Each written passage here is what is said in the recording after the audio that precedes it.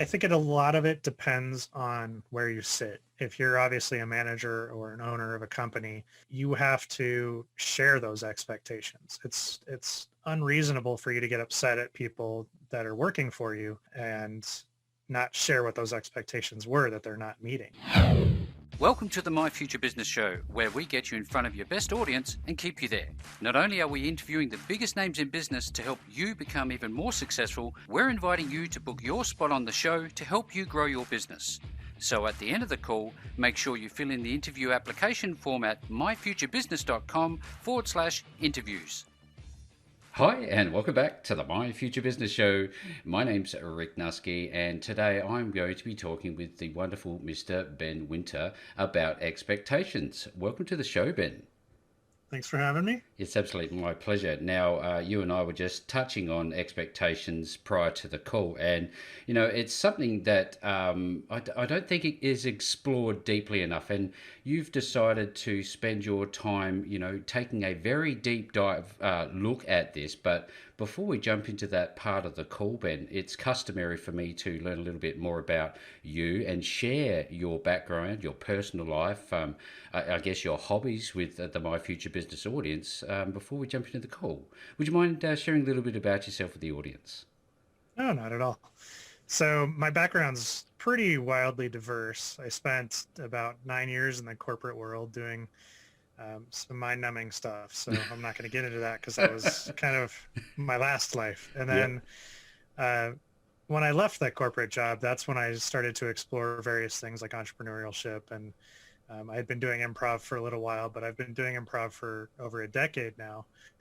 And I would say improv is kind of that key that really brought all this together, which is the rules of improv that kind of apply to the stage apply to life. And I just started to explore that and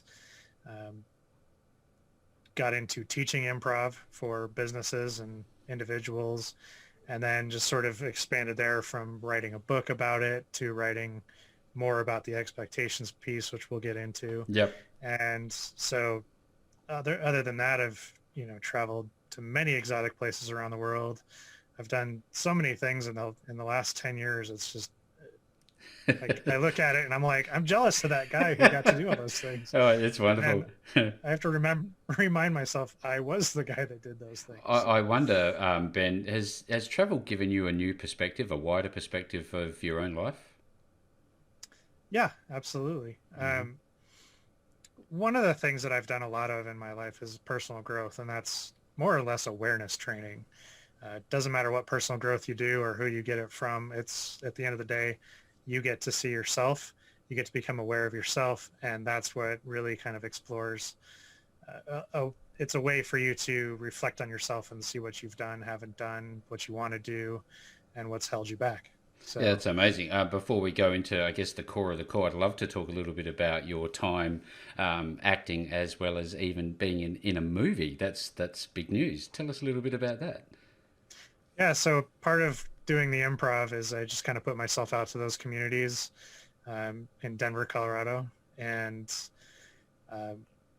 some random connection. This guy local in town has been wanting to kind of do a sci-fi movie just because he's had it in his mind and he wanted to see it as a movie. And he reached out and I auditioned and I got a part in that movie. Now I'm in the movie. I don't know if that movies have been released or not, which is the funny part, because this is the guy's weekend project. So it definitely will be an interesting movie to see if it ever does come to fruition. To see the light of day. Yeah.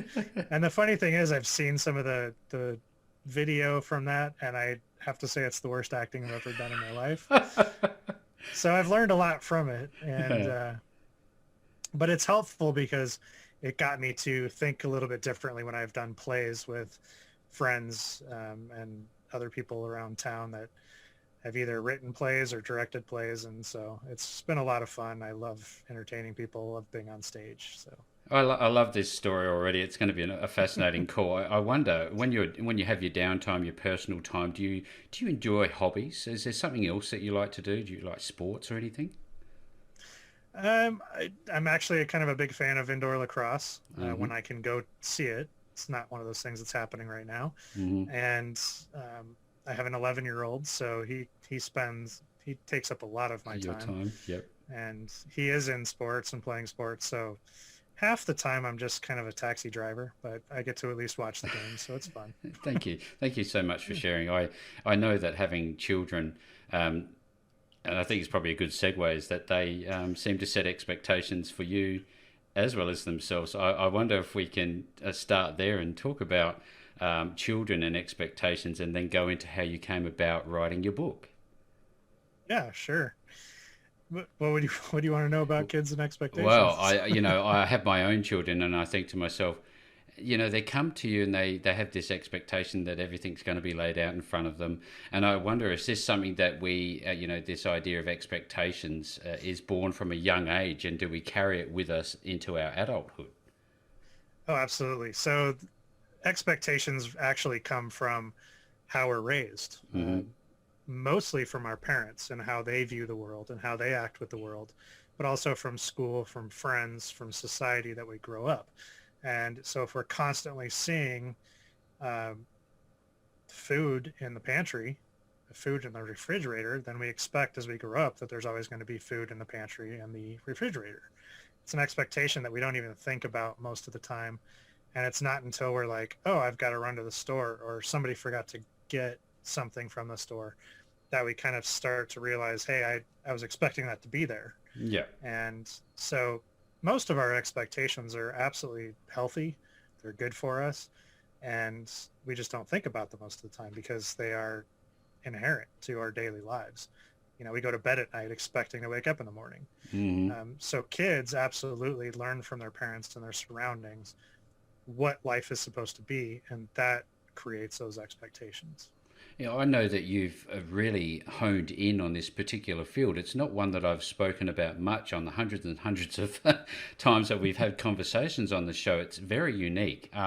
You've gone ahead and you've not only written the book, which I'd love to, I guess, dissect in a little while, but you coupled it with some other resources, flowcharts and the likes. I was wondering if we could talk a little bit about these two parts.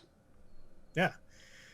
So my first book that I wrote that was specifically around improv and using it as a daily practice, uh, there was a quote that I kind of came up with, which is that the only reason anybody ever gets upset is because an expectation hasn't been met. Hmm.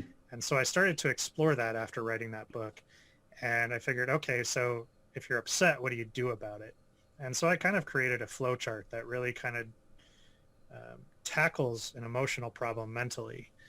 If you ever think about Einstein, who says you can't solve a problem at the same level it was created, he was kind of talking about you can't solve an emotional problem emotionally. You can't solve necessarily a physical problem physically. Sometimes you have to do it mentally or emotionally, stuff like that. And so I decided to take the mental approach for an emotional problem. And so a flowchart is a very mental process. It's you kind of go through one step and to the next, and you just kind of work your way through it. Hmm.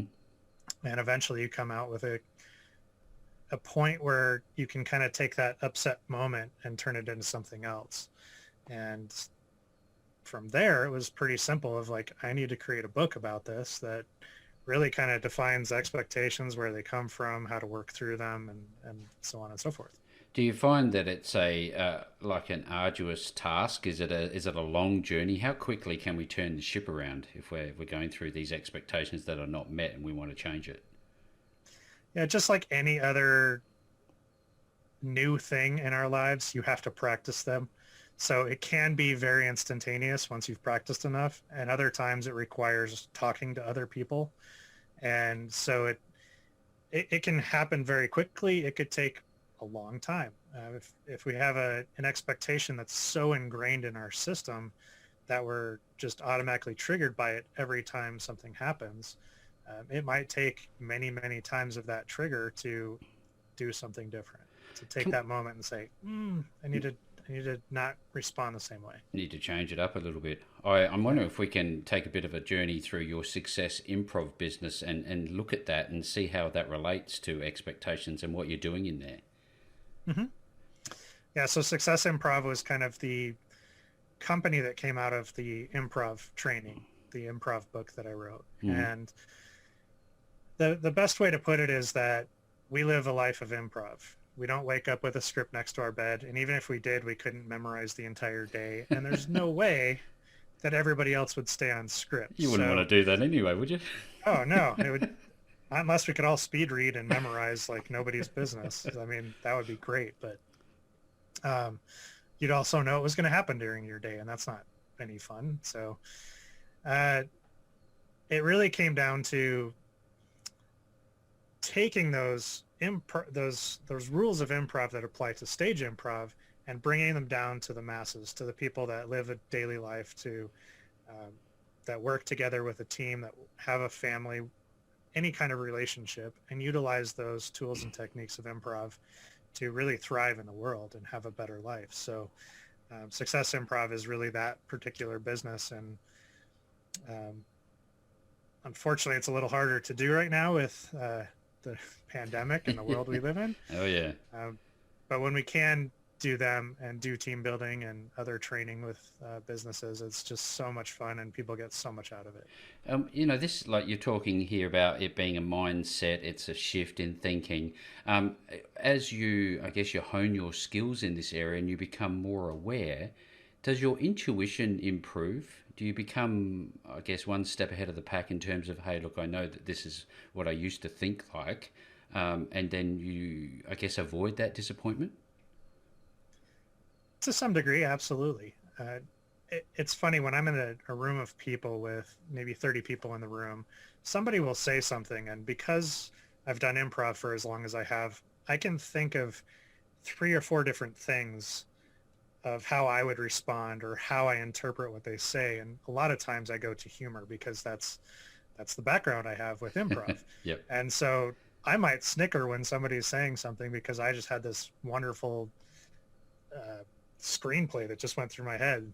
And so in a manner of speaking, that creates a really fast synapse in the brain. So I'm able to respond differently to a lot of situations. And in a way, it's sort of intuitive, and in sort of a way, it's just a way to think faster and respond differently. So it is a practice that absolutely helps in daily life. So this is a very individual thing, isn't it? This whole expectation management, let's call it. I wonder how this would apply in a group think situation, in large groups, in teams. You talked about your corporate background, because oftentimes I've seen in those sorts of environments, and I guess the My Future Business audience by and large are startups and entrepreneurs, business owners. How can they, I guess, position themselves to manage expectations in those sorts of settings, do you think? So I think a lot of it depends on where you sit. If you're obviously a manager or an owner of a company, you have to share those expectations. It's unreasonable for you to get upset at people that are working for you and not share what those expectations were that they're not meeting. So if you realize that you're upset because somebody didn't do something, but you hadn't shared what you wanted them to do, you kind of have to take a step back and share that information.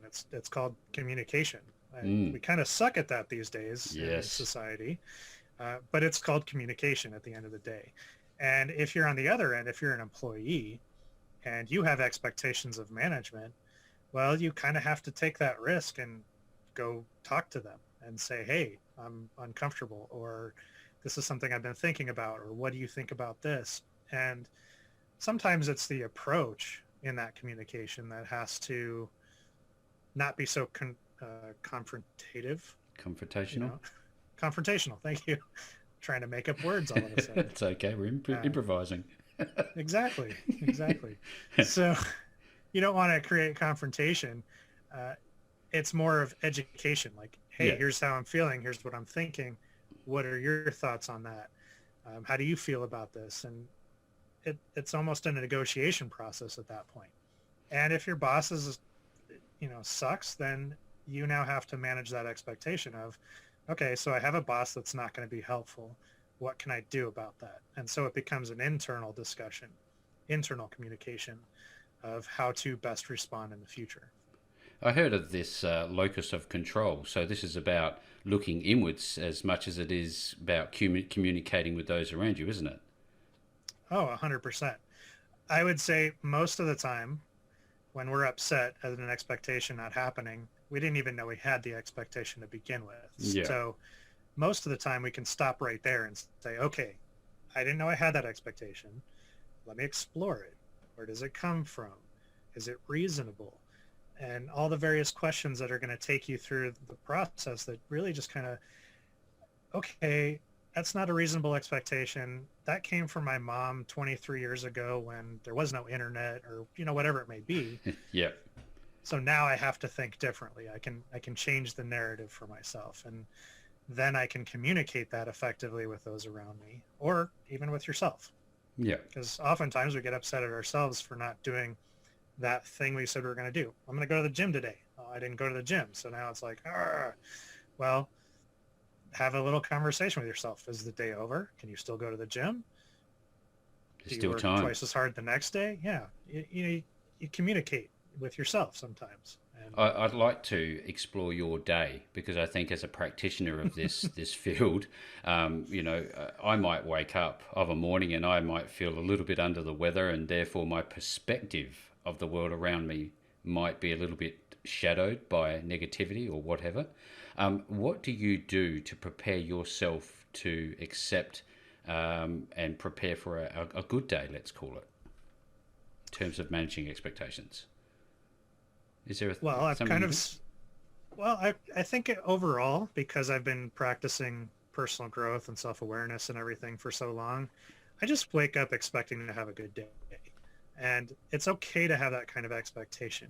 It's also necessary that when something doesn't go well, that you don't take that as like the rest of the day is messed up. It's Yes. that particular moment that has to be dealt with.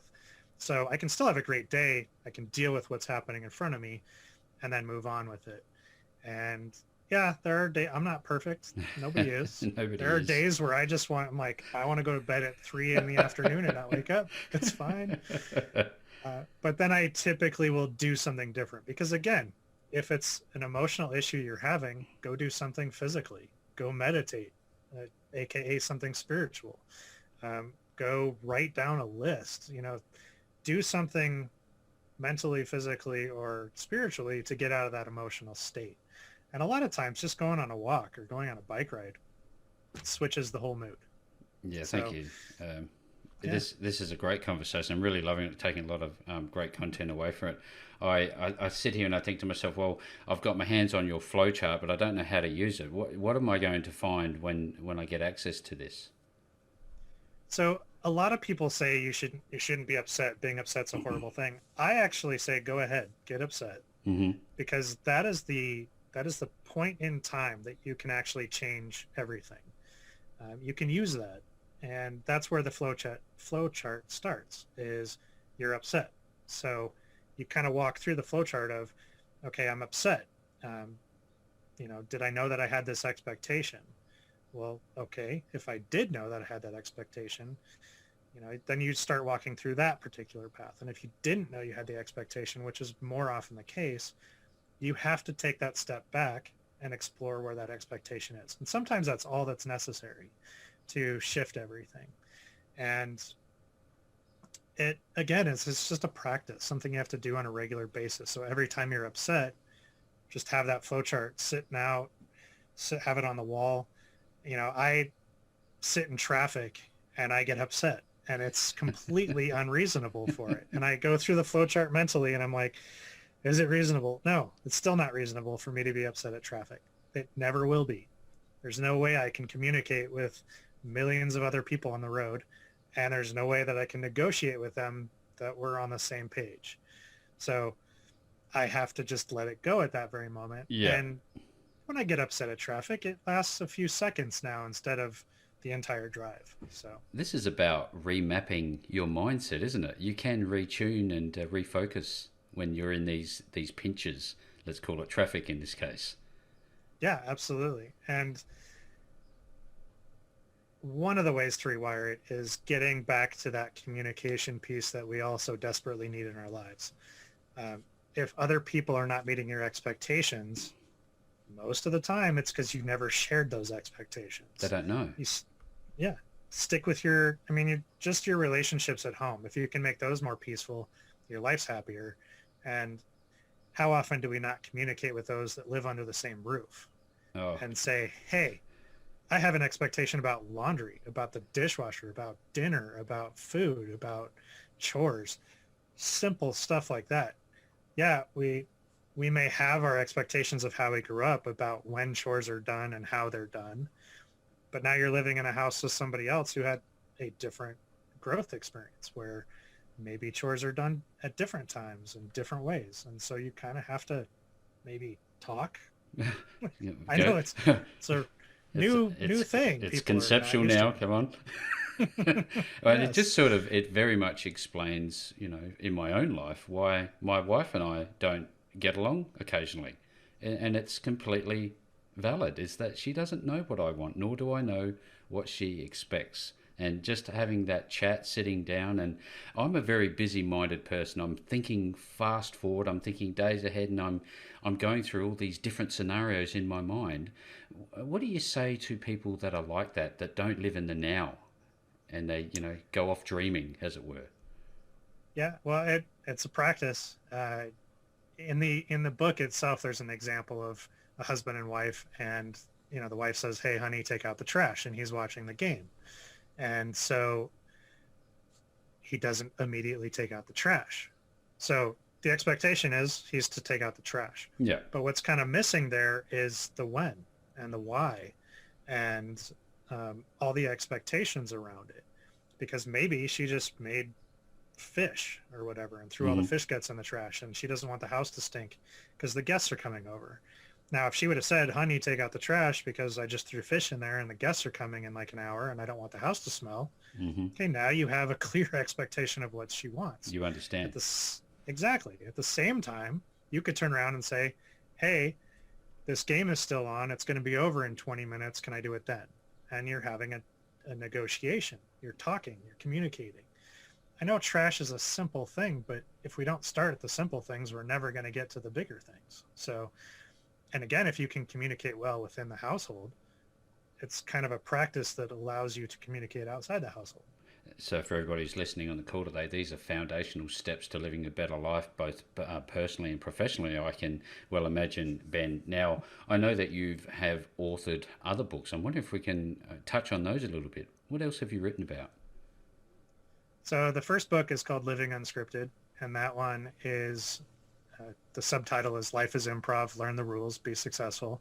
And so I've touched on that a little bit of there are rules to improv. And when I first learned improv, I was completely scared because I was like, I'm not smart enough, I'm not funny enough, I'm not fast enough, all the reasons why I couldn't do it. Yep. And the first day in class, the teacher got up there and he said, hey, there are rules to improv. You follow the rules and you're going to do just fine. And I was like, I can follow rules. What are these rules you speak of? Please And share. so he went over the rules, explained them, and it made perfect sense. And I just absolutely fell in love with doing improv. And year after year after year of doing improv on stage, I really came to the realization that those rules apply to life, period. We live a life of improv. And so I took the 5 main rules of improv, at least the way that I view them, and I put them in the book and explained each of those rules and how they work and how they work together. And it's just another way of processing life and treating it a little bit differently. Now, you have a thing called the Nationwide Library Challenge. What's that about? That is a selfish way of getting book sales out there. Not gonna lie, I'm putting it out there to get people to go to their local libraries. A, it supports the library, and B, if you request a book, typically they'll buy it for you, or they'll buy it for the library and then give it out to you to loan. So I've kind of put it out there to see how many libraries we can get the book in. Fantastic. All right, speaking about educational resources, I wonder, for your own personal development, do you follow people? Do you like reading? How do you educate yourself, and who do you follow? So my favorite right now is Gary Vaynerchuk. He's amazing. I feel like when he speaks very bluntly about Oh, things, he's I raw. totally yeah, he is, and I resonate with that so much, and Yep. I kind of aspire to be there Yep. and share it because it you don't doesn't need to be fluffed up. It's right there. It's simple. My book has been considered concise and a quick read. I don't need to fluff up the material. It's pretty simple. It's just something most people don't think about. And so why would I fluff it up with hundreds of pages of extra words that Hmm. don't need to be there? So Absolutely. yeah. It's funny because it made me start to think about social filters and the way we act in society as a whole. What do you think about the wider world at the moment in terms of how we use technology? Is that having an impact on our I guess our perceptions and in turn our expectations? Yes. And I don't know that it's in a positive way. Mm, So mm, when we have expectations, the I, idea behind it is that we don't want to be wrong about what we think and feel. yeah, We expect others around us to feel and think the same way. And it's pretty obvious that we like to stick into the corners with people that think and feel the same way that we do. In social media, it's very easy to say, well, I don't agree with you, so I'm going to block you and I never see your information. Whereas this other person, I totally resonate with what you're saying and I'm going to follow you and I'm going to agree with everything that you post. And I yeah, hope you agree with everything I post. So social media definitely helps with um, feeding our necessity to be right and our expectations that what we think and feel are correct, um, so that we don't have to ever be wrong. Because nobody wants to be wrong. I- no. I've never asked a group of people and said, who wants to be wrong? And nobody raises their hand. It's a good And question, maybe. it's now, if you figure out that you're wrong on your own, you might beat yourself up for 5, 10 minutes, maybe a couple days. But if somebody tells you you're wrong, you're going to battle them tooth and nail for years. Yeah, yeah. You're just going to be like, nope, I'm not wrong. You're No, wrong. the And then we share these things that just prove that I'm right and you're wrong. And then, but their perception is the opposite. And so here we are in society today where nobody wants to be wrong and everybody has all the ammunition they need to be right about what they think. and you know what? It comes to another question. Is it okay to be wrong? Is it okay to have that expectation? Absolutely. I absolutely think it's okay to be wrong. This is where education comes from. I mean, if kids came out of the womb being right about everything, Hmm. which honestly, love of other people is about the most perfect thing ever that kids have. Um, but kids don't know everything. They come out, they learn things from their parents. They learn things at school. They might think one day 2 + 2 = 5, and then the next day they learn math a little bit differently, and now they know it's 4. And education is one of those beautiful things that we have that we just don't utilize as a society. And it's okay to be wrong. It's Yeah. okay to learn something new. And it's not that we're necessarily 100% wrong. We may just not have the whole picture. And once we have the whole picture, then we can come at it differently. We can change our own perception, our own expectation about things. It's wonderful insight. It's sage advice. So it's okay to be that imperfect human being. I wonder what's coming up for you, Ben. Uh, Are you writing any more Writing, books? What's actually, happening? so yeah, I'm writing another book that kind of speaks to the whole not wanting to be wrong. Um, so I am writing that one. I'm writing another one about, um, it's called Procrastinations, which is different from procrastinating and different from patience. It's kind of a hybrid of the I two. love it. Yeah, so it's an interesting concept I'm exploring and playing with and kind of practicing in my daily life. I love speaking to authors because I know that there's a journey behind it. I know that there's a process you must follow to get the book written, and I guess a level of focus. And is it difficult for you to write and stay on target? Do you find that you fall off the perch occasionally as an author? Lately, yes. My first book, no. My first book just kind of, I sat down and just started typing, It and flew. it was just amazing. I was crying at certain points because it was hitting home so well, Yeah, and yeah, other times I was really excited about it. And the expectation book, it was almost written by itself just through the flow chart. And it really just kind of came down to, am I making sure that I hit all the points? Any of the objections, anybody might think about that could contradict something, can I address that before it's contradicted or whatever? And so that's kind of where I am with the other books is, do I have enough information yet? What else do I need to explore about them? Do I have enough material to create that book, and so on? That's wonderful. Thank you so very much for sharing everything that you have today on the show. Now, at the pointy end of the call, the most important thing for everyone to know is that when they want to work with you, Ben, where are they going to find you, and what is the process that they will go through? So it depends on the approach or the need. If it's training, the website is successimprov.com. And mostly I just like to talk to people and find out what their needs are, and a very customized approach. So, it's just reaching out and having a conversation. And if it's wanting more information about the books that I have, I would start with havingexpectations.com. And you can download the flowchart for free. You can find the books, all the books listed there. Very memorable domains, aren't they? Yeah, I try and make it easy. Yeah, absolutely. Thank you so very much again. Now, for everybody who's on the call, as is normally the case, I will be making all of the links available to you below this post. No matter where you see this call, you will find the links back to Ben. And in closing, Ben, I've had such a wonderful time spending some time with you on the My Future Business show today. It's been a pleasure. Thank you. Thanks for joining us today. If you enjoyed the call, then make sure to subscribe, leave a comment, share us with your friends, and book your spot on the show at myfuturebusiness.com/interviews.